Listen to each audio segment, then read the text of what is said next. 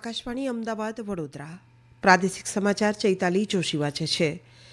કેન્દ્રીય રેલવે અને ઇલેક્ટ્રોનિક્સ મંત્રી વૈષ્ણવે જણાવ્યું છે કે દેશની પહેલી મેક ઇન ઇન્ડિયા ચીપનું ગુજરાતમાં 2024માં ઉત્પાદન થશે. વાઇબ્રન્ટ ગુજરાત સમિટની 10મી કડીના બીજા દિવસે સેમિકન્ડક્ટર એન્ડ ઇલેક્ટ્રોનિક્સ સેમિનારમાં સંબોધન કરતા શ્રી વૈષ્ણવે જણાવ્યું હતું કે આ અમૃતકાળની આ પહેલી વાઇબ્રન્ટ સમિટમાં થયેલા સમજૂતી કરાર થકી વિકસિત ભારત બનવાની શરૂઆત થઈ છે. 2047 સુધીમાં દેશને વિકસિત રાષ્ટ્ર બનાવવાના પ્રધાનમંત્રીના સંકલ્પને જમીન પર ઉતારવા માટે સક્ષમ વ્યવસ્થા હોવાનું પણ તેમણે કહ્યું હતું. આ પ્રસંગે મુખ્યમંત્રી ભૂપેન્દ્ર પટેલે ગુજરાતને સેમિકન્ડક્ટર એન્ડ ઇલેક્ટ્રોનિક્સ ઉત્પાદનનો વૈશ્વિક કેન્દ્ર બનાવવાનો વિશ્વાસ વ્યક્ત કર્યો હતો. તેમણે કહ્યું કે બદલાતી અત્યાધુનિક ટેકનોલોજીના મૂળમાં સેમિકન્ડક્ટર ચિપ્સ અને ઇલેક્ટ્રોનિક્સ ગેજેટ છે અને વિશ્વને રિલાયબલ ચિપ સપ્લાય ચેઇનની જરૂર છે.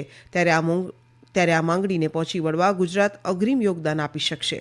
સેમિનારમાં માઇક્રોનના સીઈઓ સંજય મહેરોત્રાએ જણાવ્યું હતું કે ભારતમાં મજબૂત સેમિકન્ડક્ટર સપ્લાય ચેઇનનું નિર્માણ થશે તે દિવસો દૂર નથી.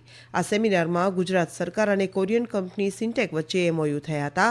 આ સાથે માઇક્રોન અને નેનટેક અને સિસ્કો અને નેનટેક વચ્ચે સહભાગિતા માટેના કરાર થયા હતા. મુખ્યમંત્રી શ્રી ભૂપેન્દ્ર પટેલે વાઇબ્રન્ટ ગુજરાત ગ્લોબલ સમિટ અંતર્ગત યુએઈના વિદેશ વેપાર રાજ્યમંત્રી ડોક્ટર થાની બિન અહેમદ અલ ઝૈદી સાથે મુલાકાત બેઠક યોજી હતી. તેમણે ગ્રીન હાઇડ્રોજન ટેકનોલોજી અને ડિસેલિનેશન પ્લાન્ટ માટે પણ યુએઈ ગુજરાત સાથે મળીને આગળ વધી શકે છે તેમ જણાવ્યું હતું. યુએઈ 2017થી વાઇબ્રન્ટ સમિટમાં ભાગીદાર દેશ તરીકે જોડાયેલો છે અને યુએઈના રોકાણકારોના ગુજરાતમાં રોકાણની સંભાવના ઉત્તરોત્તર વધતી રહી છે તેમ શ્રીયુત થાની બિન અહેમદે જણાવ્યું હતું. મુખ્યમંત્રીએ યુએઈના ઉદ્યોગ રોકાણકારોને પણ સાથે મળીને વિકાસમાં ભાગીદાર થવા આમંત્રણ આપ્યું હતું અને ગુજરાતના ગિફ્ટ સિટી ધોલેરાસર ડાયમંડ બુર્સ જેવા પ્રકલ્પો ઉપરાંત રિન્યુએબલ એનર્જી, ગ્રીન હાઇડ્રોજન વગેરેમાં પણ ભાગીદારી થઈ શકે છે તેવું વધુમાં પણ કહ્યું હતું. સાઉદી અરેબિયાના મંત્રીશ્રી સાથે આવેલા બિઝનેસ ડેલિગેશનના સભ્યોએ ગુજરાતના તેમના ઉદ્યોગોને જે સહયોગ મળ્યો છે તે માટે રાજ્ય સરકારના પ્રોએક્ટિવ એપ્રોચની સરાહના કરી હતી. અયોધ્યાથી અમદાવાદની સીધી વિમાન સેવા આજથી શરૂ થઈ ગઈ છે. ઉત્તર પ્રદેશના મુખ્યમંત્રી યોગી આદિત્યનાથે વિડીયો કોન્ફરન્સિંગ દ્વારા અયોધ્યાથી અમદાવાદની ઇન્ડિગો એરલાઇન્સની સીધી વિમાન સેવાનું ઉદ્ઘાટન કર્યું. આ પ્રસંગે તેમણે આ વિમાન સેવાથી અર્થતંત્રને મોટો ફાયદો થશે તેમ કહ્યું હતું. શ્રી યોગીએ આ પહેલ માટે પ્રધાનમંત્રી નરેન્દ્ર મોદી, કેન્દ્રીય નાગરિક ઉડ્ડયન મંત્રી જ્યોતિરાદિત્ય સિંધિયા અને ઇન્ડિગો એરલાઇન્સનો આભાર માનતા આ સુવિધાથી અયોધ્યા વિશ્વના પ્રવાસન નકશા પર ચમકવા જઈ રહ્યું હોવાનું કહ્યું હતું. અયોધ્યાથી મુંબઈ, અમદાવાદ અને બેંગલુરુ જેવા શહેરોની વિમાન સેવા આ અઠવાડિયાથી જ શરૂ થશે. કચ્છ જિલ્લાના ધોરડો સફેદ રણ ખાતે આજે આંતરરાષ્ટ્રીય પતંગ મહોત્સવ 2024નો ઉત્સાહભેર આરંભ થયો હતો.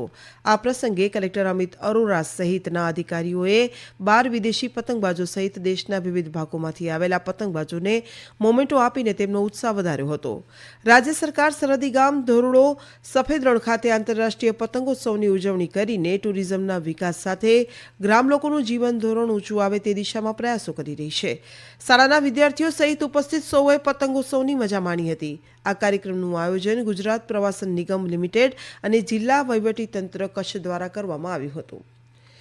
કચ્છ જિલ્લામાં છેલ્લા 3 દિવસથી ઠંડીનું મોજું વધુ તીવ્ર બન્યું છે. અમારા કચ્છના પ્રતિનિધિ હેમાંગ પટણી જણાવે છે કે જિલ્લાના નલિયા ગામે તાપમાન 5.1 ડિગ્રી પહોંચતા શિયાળાનો સૌથી વધુ ઠંડો દિવસ અનુભવાયો હતો. જિલ્લા મથક ભુજનું તાપમાન 11.8 અને કંડલાનું 14 ડિગ્રી તાપમાન નોંધાયું હતું. છોટાઉદેપુર જિલ્લામાં વન વિભાગ દ્વારા 20મી જાન્યુઆરી સુધી કરુણા અભિયાનનું આયોજન કરવામાં આવ્યું છે. અમારા છોટાઉદેપુરના પ્રતિનિધિ રાજેશ રાઠવા જણાવે છે કે કરુણા અભિયાન અંતર્ગત જિલ્લાના 6 તાલુકા મથકોથી પક્ષી બચાવ કેન્દ્ર શરૂ કરવામાં આવ્યા છે. આ અભિયાનમાં ઉત્તરાયણ પર્વ દરમિયાન ઘાયલ થયેલા પક્ષીઓને સારવાર માટે અલગ અલગ ટીમો બનાવી બચાવ કામગીરી કરાશે અને પશુ ચિકિત્સક દ્વારા ઈજાગ્રસ્ત પક્ષીઓને તાત્કાલિક સારવાર મળી રહે તેવું આયોજન કરાયું છે. આ સાથે વન વિભાગ દ્વારા ઈજાગ્રસ્ત પક્ષીઓને બચાવવા માટે 1962 ટોલ ફ્રી નંબર પર સંપર્ક કરવા જણાવ્યું છે. સ્વચ્છ સર્વેક્ષણમાં સુરતને પ્રથમ ક્રમાંક મળ્યો છે. અમારા સુરતના પ્રતિનિધિ લોપા દરબાર જણાવે છે કે સ્વચ્છતા સર્વેક્ષણનો સુરતનો પ્રથમ ક્રમાંકનો એવોર્ડ પાલિકા કમિશનર અને મેયરે મેળવ્યો હતો અને પાલિકાના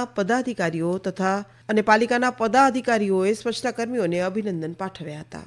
આકાશવાણીના અમદાવાદ વડોદરા કેન્દ્ર પરથી પ્રાદેશિક સમાચાર પૂરા થયા. વધુ સમાચાર આપ અમારી વેબસાઇટ newsonet.gov.in/ગુજરાતી પર સાંભળી શકશો.